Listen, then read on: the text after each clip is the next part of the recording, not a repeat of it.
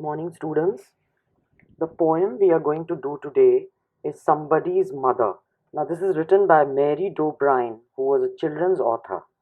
She was born in New York, and some of her best works include Somebody's Mother and Hearts and Flowers. This poem, Somebody's Mother, shows the pain of a lonely mother. The woman was old and ragged and grey, and bent with the chill of the winter's day. So it was a chilly winter day, and this was an old woman who was ragged, meaning she was wearing torn clothes, and grey, that means she was very old and had lost all the cheerfulness, and she was appearing very gloomy. The street was wet with a recent snow, and the woman's feet were aged and slow. The street was all wet, and when the street is wet, it is slippery.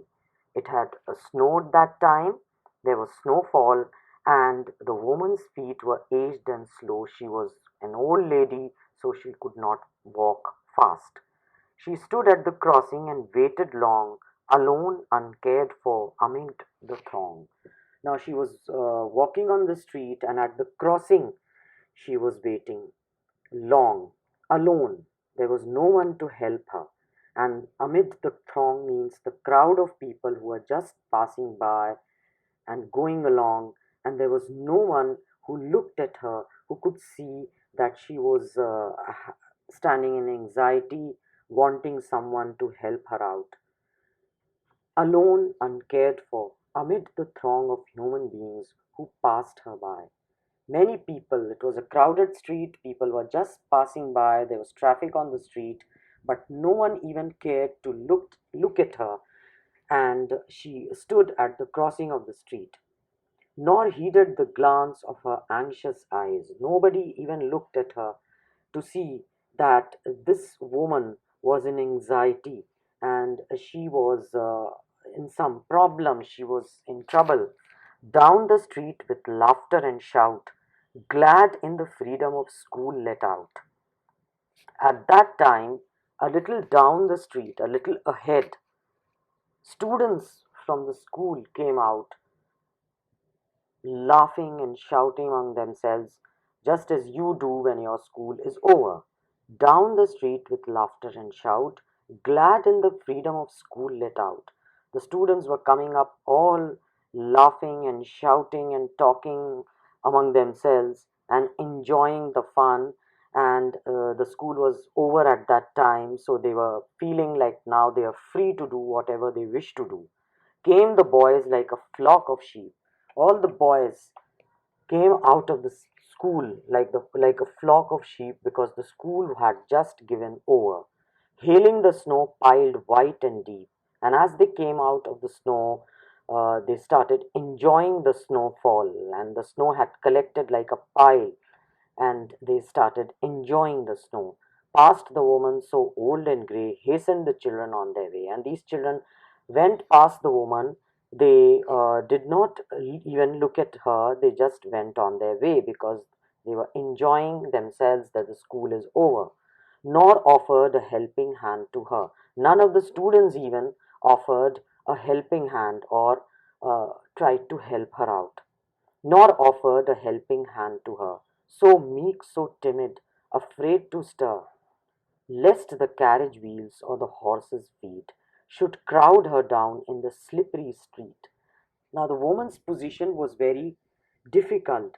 She was standing, fearing that if she moved and if she tried to cross the street, there was a fear in her mind that the wheels of the carriage or the horse's feet might kick her, and she may be thrown towards the side of the street. So she had this fear in mind, and so she could not cross the road, and she was standing in fear. At last came one of the merry troop, the gayest laddie of all the group. So, at last, among those group of boys who were passing by, one boy came to her who was a cheerful boy. He paused beside her and whispered low. So he came up and stood before her and spoke to her in a soft voice. I'll help you cross if you wish to go. The boy said that if you want to cross the road, I will help you. Her aged hand on his strong young arm she placed, and so, without hurt or harm, he guided the trembling feet along. So this woman immediately put her hand on his strong arm and took hold of him because he was a strong lad. She placed and so without hurt or harm. Now she got some comfort, and this boy had come to help her. So she was now at least uh, she was able to get the help of this boy. He guided the trembling feet along. Now, this woman was old, she was weak also, her feet were trembling, and slowly the boy guided her along the street, proud that his own were firm and strong. And he was feeling proud of himself that he is strong enough to help someone who's old and weak. Then back again to his friends he went, his young heart happy and well content. He was feeling contented, he was feeling great, he was feeling satisfied that he had helped someone in distress. She's somebody's mother, boys, you know. He went back to his group of friends and said that this lady seems to be somebody's mother, you know. For all she is aged and poor and slow. She is also aged, she is old, she is poor because she is wearing torn clothes, and she is very slow because she can't walk quickly, she is weak. And I hope some fellow will lend a hand to help my mother, you and understand. So I have helped this lady who was in trouble, and I hope I think and I expect that just as I have helped this woman who was in distress, I hope that somebody would help my mother also when she is in the same situation and I'm nowhere around to help her. And I hope some fellow will lend a hand to help my mother, you understand. If ever she is poor and old and grey, when her own dear boy is far away, I hope, the boy is saying that I hope, I expect that when my mother also becomes old and poor and weak, and she is in the same situation as this old lady is there today, I hope that someone would help her also the way I have helped and guided this woman and made her cross the road. And when I'm far away from my mother, I hope that someone else would help her out. And somebody's mother bowed low her head in her home that night, and the prayer she said. That night, when the old woman whom this boy had helped, when she prayed to God at night, what was the prayer she said? God, be kind to the noble boy. God, please bless the noble boy. Be kind to this noble boy. Why did the woman call this boy noble? Because he had understood her pain. He had realized that she needed help. He had come to her side. He had asked her and supported her and made her cross the street. So she called him a noble boy. God, be kind to the noble boy who's somebody's son and pride and joy. She said that God, please bless this boy, be kind to this boy who is the pride of his parents because he has learned values, he has good qualities in him. He has love and affection in him. He can understand the pain of others. He can help others. So he is definitely a noble boy. So God, please bless this noble boy. Be kind to this noble boy who is the pride of his parents. Why is he the pride of his parents? Because he's a worthy son. He's learned good qualities. He's learned to be kind to others. He's learned to be uh, feeling the pain of others, and he's learned to help others. So, this is what the poem is all about. Let us discuss some questions based on the poem orally. Describe the old woman's clothes, posture, and looks. This is the first question. So, obviously, the answer would be that what kind of clothes was the old woman? The old woman was wearing torn clothes, and she was bent, and she was looking very weak and aged, and her face was reflecting anxiety. What kind of a day was It was a chilly winter day with lots of snowfall. What did the people in the street do for the old woman? The people in the street did nothing for the old woman. They just passed by her. No one even cared to look at her and see that she was in anxiety and she wanted to cross the road. What are the lines that describe how the people in the street behaved? So the lines would be that alone, uncared for amid the throng of human beings who passed her by, nor heeded the glance of her anxious eyes. These are the lines which tell that how the people in the street behaved. Why was the old woman afraid to move? Now, the old woman was afraid to move because the road was slippery because of the snowfall, and she feared that she may be kicked away by the horse's feet or by the wheels of the carriage.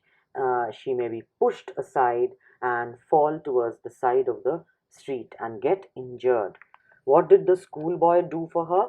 The schoolboy offered help to the old woman, and uh, she held his strong arm, and he was able to guide her along the street and helped her cross the street.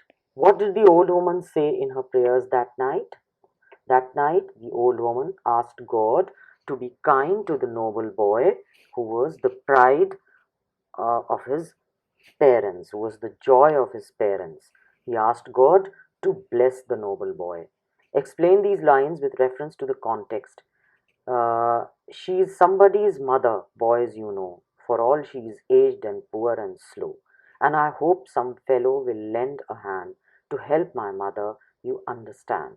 So when the schoolboy went back to his group of friends, he said that this old lady appears to be someone's mother, and she is also aged, she is poor, she is weak, and I hope and I expect that someone will lend a helping hand to my mother also when she is old and weak and slow, and I am nowhere around to help her. I am somewhere away. And somebody's mother bowed her head in her home that night, and the prayer she said was, God be kind to the noble boy who is somebody's son and pride and joy.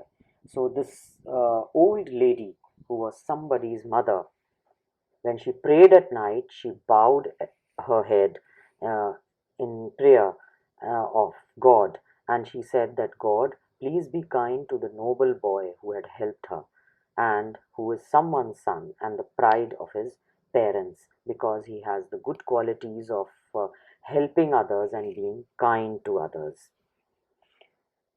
Now, some questions we can also discuss, like why did the boy help the woman cross the road? What does it tell you about the boy? Now, the boy helped the woman cross the road because he expected that just as he had helped this woman, someone would help his mother also.